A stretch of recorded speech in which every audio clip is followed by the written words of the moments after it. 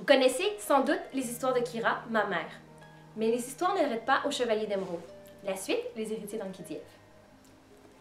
Je vais vous lire un extrait pour que vous puissiez voir l'histoire de ma mère. Moi, j'aimerais bien aller voir de mes propres yeux ce qui nous retient, laissa tomber Wellan. L'adolescent se tourna aussitôt vers Adrian. Je vous demande la permission d'y aller. Oh non, répondit Kira à la place du chef de l'expédition. Nous n'avons aucune idée de ce qui se trouve sous nous. C'est justement la raison pour laquelle je veux mener une enquête, s'obstina Wellan. À moins que l'un de vous veuille utiliser ses pouvoirs magiques pour nous en informer. Ça, c'est une bien meilleure idée.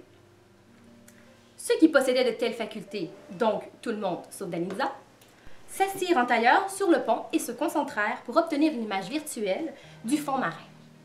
Ils n'eurent pas le temps de voir quoi que ce soit, car le bruit d'un plongeon les fit sursauter. « Wellan d'Émeraude » tonna Kira, en se précipitant vers la rambarde aussitôt suivie des autres. Son fils avait disparu. Wellan n'avait pas eu souvent l'occasion de se baigner dans les rivières d'Émeraude depuis qu'il était revenu de ce monde, car Kira détestait l'eau et n'y amenait jamais ses enfants. Toutefois, il avait été un puissant nageur pendant sa première incarnation. Sous l'eau, il longea la coque du bateau. Il fut saisi de stupeur lorsqu'il découvrit la raison de leur immobilité, une pieuvre géante.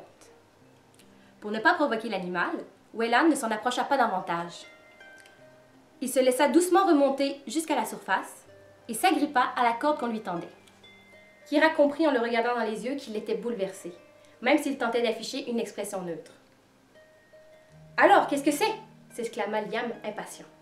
« C'est une créature marine, répondit-il. La suite, je vous la laisse découvrir.